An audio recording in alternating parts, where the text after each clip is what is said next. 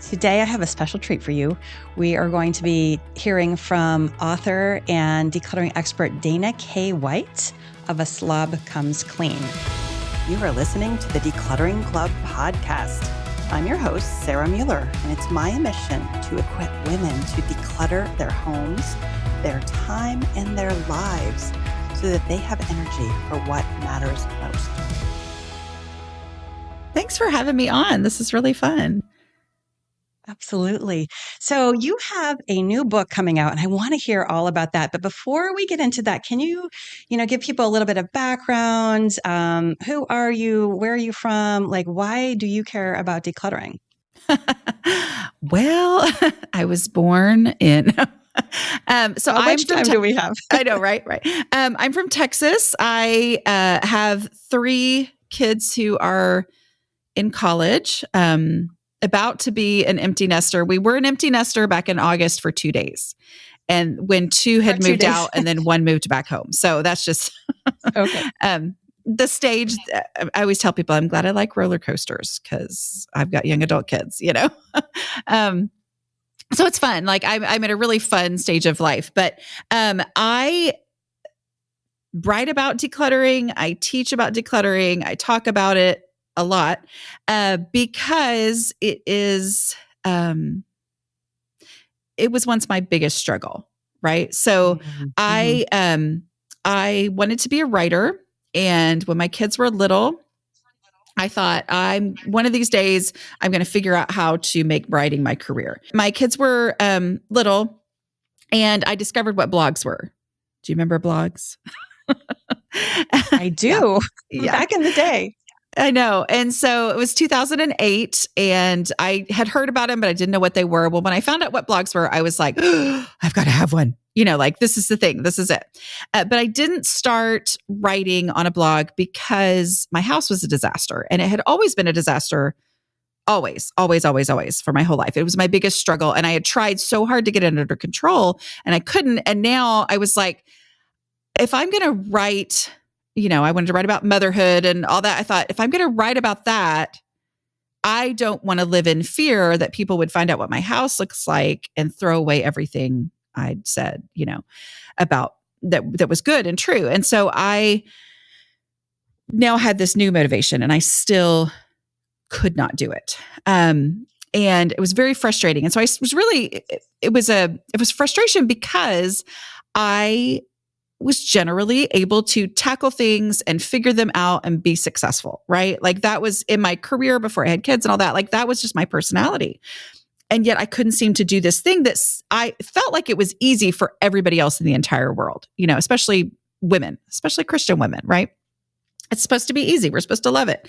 And I could not do it. And so I was sitting in church the day before my second child went to school, to kindergarten. And I was praying, but it was not a happy prayer. It was a frustrated prayer. I was very frustrated that God had not answered my prayer to make me organized. I had begged my whole life, like I had been on my knees begging God, please change me. Please make me not messy anymore. Like, please fix this thing that is broken in me. And he had not answered that prayer. And I felt like tomorrow is the day that I should start a blog. This is the day. I was going to have one kid at home. She could go down for a nap. I wasn't going to have to coordinate nap times with anybody, and I would be able to write for an hour, maybe 2 hours, And so I was just like, it makes sense, but I can't do it because you won't take this problem away from me. And I was like, I felt like God was calling me to do this. It was very much, it felt like a calling to write. And yet I couldn't because he wouldn't answer this prayer. And that. So let me just ask real quick. So you were like worried about judgment. You thought, if I put this work out into the world, if I start writing, people are going to judge me. Is that what was going on? Well, I didn't want to hide my house. I had no intention of writing about my house. Like that was never going to be something I was going to write about. Right. Oh, okay. I wanted to write about, motherhood and being a Christian woman and all that kind of stuff. But I felt like I would have to leave out anything to do with the house, which a lot of times that's, interwoven and all that stuff. Right. And so because I didn't like this about myself, right? Like I was very embarrassed about my house, but I didn't think of it being an actual public thing because I was never going to let anybody know about it. Right. Right. So, as I was praying, God was just like, well, write about that. And I had never, ever, would never have thought to write about that. Like ever in a million years. That is the last thing I would ever talk about. And so, but I was like, well, that's actually a really good idea, God. Okay.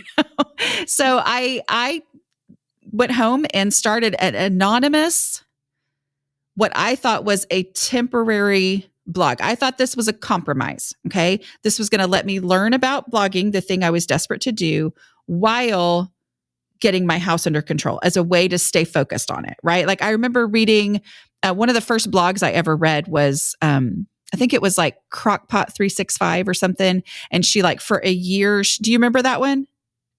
Yeah, I definitely do. Mm-hmm. Yeah. And so for a year, a new recipe every day. Yeah, a new crockpot recipe every day. And I loved that blog so much. So that was kind of the idea of like, okay, I could work on my house, but I thought I would do it for a couple of months. My house would be under control. And then I would actually start the blog that I felt God was calling me to start, right? The real blog, right? Yeah. Yes, exactly. The real one. This was not real. Like it was just because and I wasn't teaching anybody anything at that point. It was literally just, I'm trying to figure this out. But the name came to me, A Slob Comes Clean, which I believe God gave me that name, right? And I was like, okay, that's a really catchy title, but I had never called myself a slob. Like I had many times argued and said, I'm not a slob because I didn't like it messy. I didn't like my house being out of control. I didn't not do anything. I was constantly working on my house. I just had nothing to show for it, right? Because it just wasn't working. And so but I couldn't think of another name, even though I was wanting to be a writer, right? And so I used that name, and because I'd already called myself this awful thing, and because it was anonymous, like I set up a new email address, made up a fake name, and didn't show my face or anything, I was like, well, I might as well be completely honest if I've already called myself a slob, right? Like there's no reason to try to like justify and pretend and all that. So plus nobody was reading it, so I started that, and it is now 2025. That was in 2009. And that kid who went to kindergarten is now 21. He's the one who edits my YouTube videos. And I write about this because what I learned was, first of all, that this is how my brain works, right? When I called myself a slob, even though I hate that word, I never tell anybody else to call themselves that. When people started commenting and relating, I was very surprised when people were like, what you're saying is exactly what goes through my brain. This is, exactly me too. And I was like, I'm not the only one. And I saw these were highly creative women.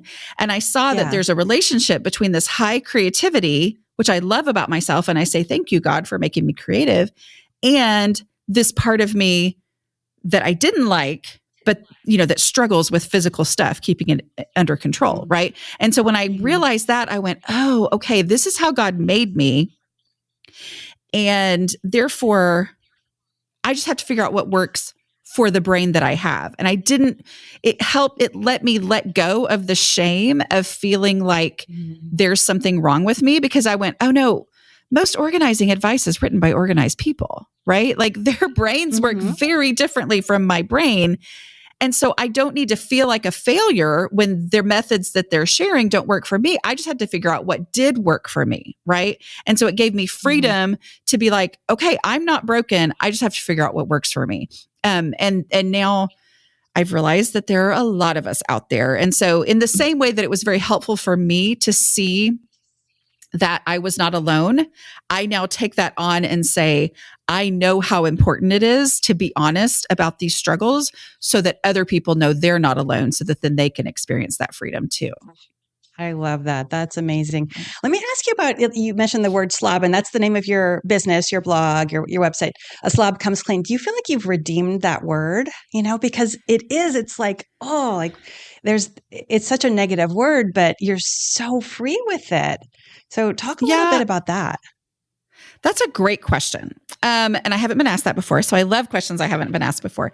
You know, it's tough because some people will, be able to say, haha, slob, and one of the things I get a lot from people is they're like, thank you for not taking all this so seriously. Because when you're in the midst of it and you're so bogged down and you have a lot of frustration with yourself and, despair, it can be so hard. So I mean, my family, one of our number one priorities is to be funny. Like that, there's times where we regret that being a family priority when your kids get to that middle school age. It's like, okay, enough of that. But we, but I'm like, if I can't laugh at it, then what's the point, right? So I like to laugh. We like to have a lot of fun. And so people will say, thanks for just not taking this so seriously, right? So I'm fine if somebody wants to call themselves that, but I have not taken it on as a thing that I want to place on anybody else. And I always want to make sure that people know I'm not calling you a slob. It was very important for me in my journey because it did set me on a path of honesty. It did help me identify that this is how my brain works. But so for me, yes, it's redeemed, but I don't want to, I don't want to say, it's so funny because I'll talk to people all the time who are like, oh yeah. And then are like, but I just need to be clear that I'm actually very organized. And I'm like, that's great. That's awesome. Right. But because I think it's that I don't want to be identified as that. So I never want to identify anyone else that way. Does that answer your question? Yeah, absolutely. I think it is a fun element, right? It's like, hey, we're just going to lay it all out here. Like there's no shame. It doesn't mean anything about you if your kitchen's messy. Like Right. it's your kitchen. It's not you. It's not who you are. Right. It's just what your kitchen looks like today. Which is, No big deal. in talking about that too, and I wrote about this a little bit in the book, is that one of the things I realized early on with the writing on the blog was people would be like, I get it. That's me too. I relate so much when I was just talking about myself. But if I started to naturally, sometimes when you're writing, you'll use the understood you, like, oh, I'm talking about myself. Sometimes when you forget to do the dishes and blah, blah, blah, blah, blah. If I said sometimes when I forget to do the dishes, people are like, oh, me too. That happens to me too. But if I would say sometimes when you forget to do dishes, even though I'm talking about me still, people would be like, Yeah. well, I just need you to know I don't forget to do the dishes. Like people would get offended. Right. And so it's been a part of my process to be like, hey, I will take this on. If you relate to it, awesome. But I am not going to put it on you because we all have different levels and layers too. Absolutely. Absolutely. I love that. Yeah. Okay. So tell us about this new book. It's coming out in a couple weeks and it is called Jesus Doesn't Care About Your Messy House, which I think is super fun. So tell us about the book. Yeah. So I'm a Christian. And when I started this blog, obviously I was in church in the moment when the idea came to me. I assumed that at some point I was going to run across a verse or finally grasp some spiritual concept that I had been missing all along that was going to answer my question and was going to solve my problem of being, so messy. But as I was working on my house, I was also involved, probably started a year before I started the blog, in like deep daily personal Bible study. And I had been a Christian growing up and loved Jesus, all that kind of stuff. But there is just something different that happens when you're actually personally reading the Bible for yourself and going, oh, so I'd always thought this, but when I actually read it in context, I know I get it, right? So I was learning more and more about, my identity in Christ, who I am, who God is, and what the relationship is between us, right? And with that comes the understanding of God's love and God's grace, right? And that literally there is nothing I can do to get closer to God. It is all what He has already done for me, right? So if I am striving to do something to please God, it means I don't fully understand what he wants of me, right? Because he has already done the thing, and it's Jesus' righteousness that is placed on me. And that's what he sees when he looks at me. So it's not that doing the thing isn't great, but I have to have that right perspective on why I'm doing the thing, right? Like, I'm not doing it to please God. I'm doing it out of my love for him and, in gratefulness for his grace and his love for me, right? And just that distinction was becoming so clear to me of, I am looking at your heart. I'm looking at your heart. If you read in 1 Corinthians, there's so many situations that are discussed, and it all comes down to the heart. It's like, what is your heart in this situation? Is it to glorify God? Is it to, lead others to understand his love for them? All this. And so God just kept showing me your heart, your heart, your heart. That's what I'm looking at. And I got to this point where I realized, okay, all this time I've been waiting for some spiritual revelation that was going to change everything in my home. And what God actually showed me was, I never cared about your messy house. I care about your heart. Like, that's the thing. He's like, I want you to give me all of you, even the parts that you're like, why would you want that? That was the real struggle for me in this. Like I said, in the beginning, I was not teaching anything. I wasn't telling anybody how to do things. I was just trying to figure it out for myself. And people would start reading it and say, can you teach us what to do? Like, can you teach us how to teach us what you're doing? And I would literally say to people, no, because why would you want to learn from me? That does not make any sense. Right. And so I really struggled with that for about 2.5 years. And then finally, God just worked in me through a friend, kind of, confronting me and being like, you've got to write a guide. And I was like, but it doesn't make any sense. And God was just like, this is the actual thing that I designed for you. This is the reason I put the desire to write in your heart, was so that you would write this. This is the place that I have for you. And I was like, oh, okay. And because it wouldn't have ever occurred to me that he would want or could use this struggle of mine. And instead, it's exactly the thing that he wanted to use, was this struggle that I had. That's just so beautiful, isn't it? It's like, this is actually like your genius, right? This struggle is the reason you want to be a writer. That's amazing. Yeah. That's beautiful. Yeah. It's tough, because it's my deep, dark secret. Right. And it also, it's a great built-in, pride preventer, because I'm like, I love that I've written books. Like, it's super fun, but I don't necessarily bring it up all the time, because if I do, then people ask what they're about.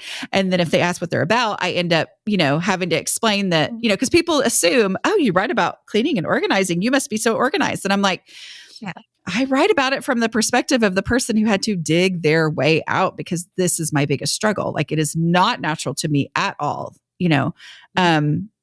and part of what I do is I'm very honest about, the things that I have to talk myself into or find a way to do that other people are like, why don't you just do it? Yeah.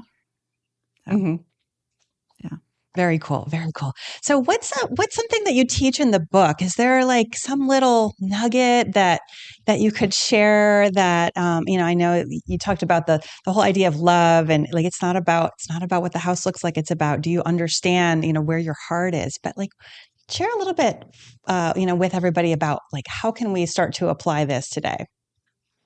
Yeah. So, I talk in the book about, I think having that conversation, right? So like I talk about what Jesus actually said about cleanliness. So like I go through a lot of the things that you've heard that maybe have been stated out of a good heart of somebody saying, hey, if I just tell them, store all your treasures in heaven, then they will change and not have so much clutter, right? Like all those kinds of things. Or the rich young ruler who wants to give all his, or doesn't want to give his stuff away. Like, like if I'll just tell them this story, then they'll all of a sudden not be able to, not have all this clutter and not hold on to their stuff so tightly.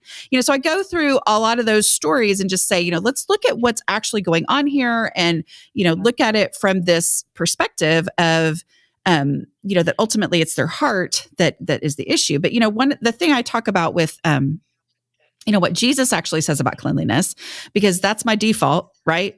If I'm confused about something and Jesus talks about it, that's what I really need to make sure I pay attention to. Well, I did not know, even though I had heard, kind of the things that Jesus said, when he would talk about the hypocrites, when he would get really frustrated with the religious leaders. And I didn't realize until 2019, as I was reading all the way through, that, the first situation that really made Jesus get like, I'm just going to state it, like, you are the problem, was when the religious leaders were very critical of Jesus' disciples for not washing their hands before they ate, right? And so it was a cleanliness issue. And he didn't explain, that sometimes you need immunity, blah, blah, blah, to build. But he just said, you are focusing on traditions over truth. Now, we don't think of washing your hands as tradition, right? But obviously there was more to it there, and there was a tradition involved. It was in that, more right? of a ritual, right? Right. Yeah. So, but he was like it's not that they didn't do it the way that they did not wash their hands. And so he goes into that and he's like, you are focusing on this. It's a good thing. Washing your hands before you eat is a very good thing. It's a very important thing. We've been through a pandemic. So, come on, you need to wash your hands, right? But the point was, don't make this a spiritual issue. Stop making things spiritual issues that are not spiritual issues, because when you do, in that same speech, he says, you weigh people down with burdens they cannot carry, and you won't lift a finger to help them, right? You're adding to the burden by turning this into a spiritual issue. There's no argument that you should wash your hands before you eat. And he is not saying you shouldn't wash your hands before you eat. He is saying this distinction of spiritual issues versus non-spiritual issues is very important, because when you start making things that are traditions into spiritual requirements, you cause a lot of confusion. You cause people to get off track from understanding what it is that God wants. Cleanliness is next to godliness is a statement that's not in the Bible. But a lot of people have this feeling and this idea that the concept is true, right? But if we're talking about cleanliness being next to godliness, there is nothing that gets me to God other than Jesus' sacrifice. And that's what you talked about at the beginning. It's a heart issue, right? We don't get there because we washed our hands in a certain way, or because we did the dishes. Like that's missing. That's completely missing the point, actually, isn't it? It is. But it feels easier, right? Like it feels easier when I'm like, okay, if I will do these things, I want, I would love to be able to, especially in a time where I'm maybe not feeling the closeness to God that I wish I had, if I will do this thing, then I can exchange that for a feeling of closeness with God, right? Where in reality, it's a surrendering, which is so much harder than doing the dishes, right? And I've heard this story. I've heard the same concept from people. It's a lot easier to talk about it from the other way around. Like, it's where I can't stop cleaning. I can't stop cleaning. And God finally showed me this is not what I was asking of you. I was asking for your heart. Well, the person like me who has tried to get their house under control and felt like a failure, that idea makes you go, well, that's a problem I would love to have. Right. And so what about me? Right. When the issue is not that I can't start cleaning, I just don't even know what to do. And I just can't seem to do this thing, and then that shame filter is really a huge, problem there, where it's like, I don't even want to address that. How many times have you heard people say they didn't want to read Proverbs 31 because they felt like it would make them feel guilty? Right. There's like this huge checklist, and how are we supposed to do that? Right. And what's again, never talked about? The point. Yeah. Cleaning, organizing. We don't know. We have no idea. Yeah. What her house was like, because it's not mentioned in there, but everybody assumes it is. Yeah. Right. Yeah. Yeah. There's just all of this all of these, maybe it's even myths that just have been like added on over time about, what are you supposed to do?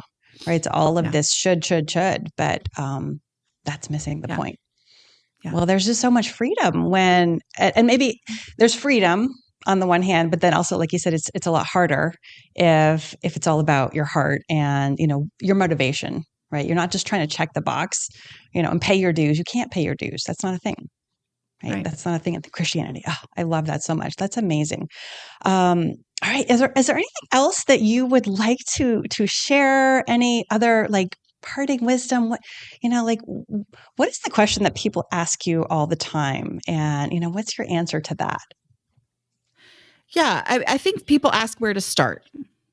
Like, how do I even get started? I'm so completely overwhelmed. So, I talking about the spiritual and the physical here, but as far as the physical goes, my recommendation on where to start is start with the trash. Like, just start with the thing that is already obvious and there for you to do. But for some reason, it's easy to go, oh, well, that's not a big enough thing for me to do, right? Like, instead, I need to, do something that has more impact. I need to make that hard decision about my grandmother's christening dress or whatever, like something that, like this is the thing that I need to make a hard decision about. And I'm like, don't start with those hard things that it's hard to even do it. Instead, do the things that you already know to do and get those things out, because that will clear out enough that you're able to see more clearly and understand more clearly what to do next. So like, start with the non-emotional, easy stuff. Start with trash. As far as spiritually goes, it's sometimes we can think, oh, that big thing, but it's like, what can I do right now? What can I do in this moment? And, if that's open up your Bible and start reading, or if it is simply to, show up at the place, Bible study or church that you haven't been to in a while, like, what is the thing? Those small steps that you take are all incredibly valuable and are worth it. And sometimes it's like, no, I always tell people it's easy to focus on the end result that you think you're supposed to achieve. Right. And if you are so far back from where that end result is, that distance there can feel so daunting that it's impossible to take the first step. But if you will change your goal and say, okay, what is there right in front of me to do right now that I can do now? Pray. I mean, there's like nothing that will stop you from doing that, right? Like, what can I do in this moment that's worth it? And it moves me toward that. I always tell people that as long as my goal was to have a perfect house, I was so overwhelmed at that thought and all that would have to happen for that to happen that I never actually made progress. When I changed my goal to, I'm going to make this space in front of me better, then there is literally nothing I can do. Wait, no, that's not the way to say it. When I look at this space and my goal is to make it better, I can do anything, any teeny tiny small thing. I can throw away one piece of trash and I have achieved that goal of better. And when I made better my goal, that was actually how I got my house to the end point that I actually wanted it to be at all those years that I could never even move toward. It wasn't by focusing on that end goal. It was by focusing on what's right in front of me right now. What can I do? Oh, that's good. That's good. So those baby steps are just adding up over time. But I like that if the goal is to just make it better, one step will make it better, and then another, and then another. You can't fail at better. Ooh, it's good. I love that. That's amazing. So fun. Okay, Dana, where can people find your book? Where can they find you? Where can they connect with you? I am everywhere online, but you do have to put the K in my name because there's a guy named Dana White, and that is not me. That's not you. So that's not me at all. So I'm so sorry if that's who you thought you were interviewing today. No, not at all. I'm just kidding. I have occasionally had a man interview and been like, I wonder if he thought that it They're was. a little confused. They're like, Yeah, I know. Interesting. No. Yeah, that's not me. So you have to put the K in there. But if you search Dana K. White, you're going to find me everywhere. Everywhere books are sold, in all the different formats, Kindle, ebook, audio, all of those. I read the audio myself. Amazing. So yeah, you can do that. My website is slobcomesclean.com, or you can put danakwhite.com. It will take you there as well. So and I'm on YouTube and I have a podcast and all that kind of stuff. So amazing. Wow. Well, thank you so much for being here. This has been a treat. I know Thank that, you. we have a lot of people I think that can really relate to, to what you're sharing. And it's just a beautiful story. So thank you for your time today. Thank you so much for having me on. I appreciate it. That's all we have for you today. If you enjoyed this podcast, please leave us a review. It would really help us to get the word out. And if you'd like to continue your decluttering journey with us, find us on Facebook, Instagram, or YouTube at Decluttering Club, or on our website at thedeclutteringclub.com.